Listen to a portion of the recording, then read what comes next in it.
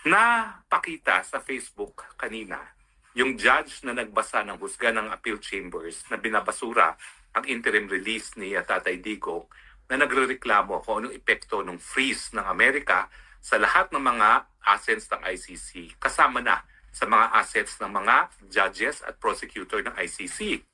Abay, masalimuot pa lang nangyari sa kanila. Ang sabi ng judge na yan, wala siyang mabuksan na bank account miski sa Europa. Wala siyang syempre credit card at pati ang mga visa ay frozen. Paano ba kasi nai-implement ang freeze ng mga Amerikano sa mga assets hindi lamang ng ICC kundi sa lahat ng mga judges at prosecutor ng ICC? Well, alam niyo sa larangan ng international law, kontrobersyal itong unilateral sanctions na ini-impose ng iba't ibang bansa. No? Bakit siya kontrobersyal? Kasi nga, lahat ng mga batas ng isang bansa pwede lang mapatupad sa sarili mong teritoryo. Hindi dapat lalabas ang teritoryo mo. No?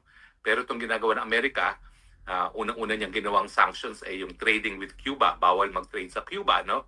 Tapos ngayon naman, ito nga, nagkaroon ng sanctions laban sa pondo ng ICC at sa lahat ng mga opisyales ng ICC, kasama na yung prosecutor at ang mga huwes. Sa larangan ng banking, importante yung isang American na system na tinatawag na SWIFT. Yung SWIFT is an American electronic system na ginagamit natin para paglipat ng pondo. Unang-unang nawala sa sa ICC at sa mga judges at prosecutor ng ICC ay yung SWIFT.